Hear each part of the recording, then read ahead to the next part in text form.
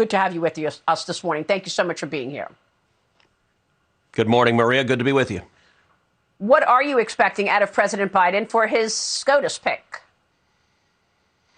Well, let me say at the outset, the fact that he chose to put out this racial quota, it is wrong. It is wrong to discriminate based on race. If you or I tried to do what Joe Biden has done, if your show put up an ad in the paper that your morning show is looking for a producer and only black women are eligible to apply, or for that matter, you put up an ad that said only white men are eligible to apply, or you put up an ad that said only Native American women are eligible to apply, any of those ads would be illegal.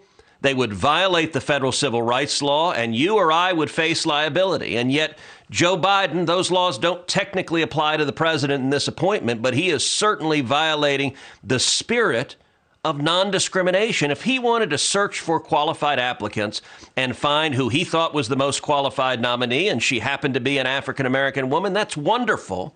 But he's not doing that. He wants to discriminate based on race. And Maria, it's also worth noting there's some irony to this because Joe Biden broke a threshold because Joe Biden not once, but twice has actually filibustered a black woman to try to stop her from becoming a federal judge. That was Janice Rogers Brown. George W. Bush nominated her to the D.C. Circuit Court of Appeals, and Joe Biden, along with Chuck Schumer, along with Dick Durbin, they filibustered her. They tried to block her from becoming a judge. Not because she was a black woman, but because, God forbid, she actually believed in the Constitution and would follow the terms of the Constitution.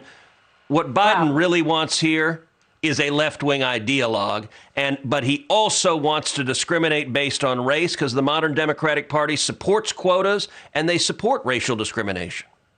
Wow, you make a lot of really good points, Senator. So do you think he's going to nominate an activist, and are you a no vote? Well, I have to see who the nominee is before I decide who to vote. But I will say this. If Biden nominates a judge in the same mold as the nominees he's put forward for this past year, you know, it's been stunning. I sit on the Judiciary Committee. I've seen every one of these nominees. Biden consistently has chosen hard left activists, political activists, brazenly. One of the nominees recently described himself as a wild-eyed left-wing activist. Those were his own terms. That nominee described the hatred he has for conservatives. That again was his own terms. The nominees Joe Biden has put forth for the bench are more radical than any judicial nominees in our nation's history. They're far more radical than Obama's were. They're more radical than Clinton's were. They're more radical than Jimmy Carter's were. And the nominees that Biden is putting forward are nominees that he believes will undermine our rights, will undermine free speech, will undermine religious liberty, will undermine the Second Amendment. As you know, last year I wrote a book called One Vote Away, How a Single Supreme Court Seat Can Change History.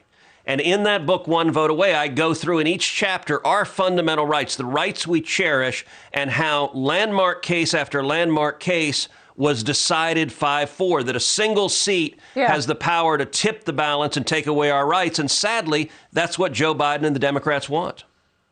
Yeah, well, that was very educational, that book. I want to ask you about this balance of power, because the Democrats act like they have this enormous mandate. And yet it's 50-50 Senate. And yet this last 2 weeks, unfortunately, Democrat Senator Ben Ray Lujan of New Mexico suffered a stroke. We wish him the best. He's leaving his party one vote short of the majority, however.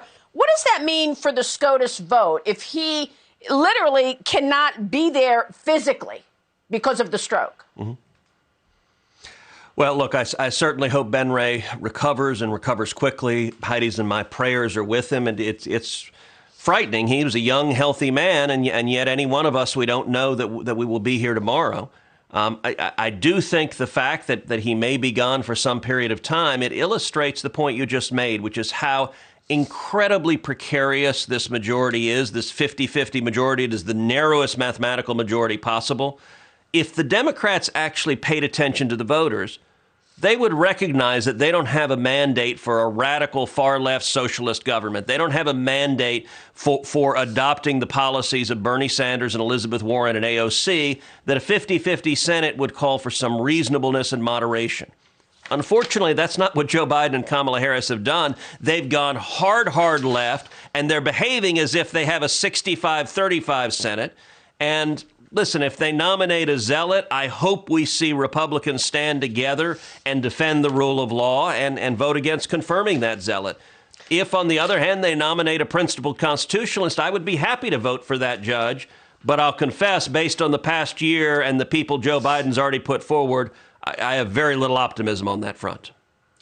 Senator, I've got to switch gears and talk about big tech censorship and your efforts to stop what's going on for the truckers. There's been censorship of their convoy in Canada, and also Facebook has removed their page for a D.C. rally. These truckers raised money in a GoFundMe situation, and the GoFundMe officials said, well, you want to protest a vaccine? We're going to seize your $10 million that you raised. Can you imagine? People donate to GoFundMe because they are donating to a certain cause. GoFundMe thought nothing of saying we're going to seize the $10 million and give it to the charities that we want to give it to until they had to backtrack. What are you going to do about it? Yep. Well, listen, it is theft on the part of GoFundMe. Let me say the Canadian truckers are heroes. They are patriots, and they are marching for your freedom and for my freedom. They are those truck drivers that, God bless them, they're defending Canada, but they're defending America as well. That is courage on display, that the government doesn't have the right to force you to comply to their arbitrary mandates. And they're standing up for freedom. And of course, big government hates it and is trying to crush them.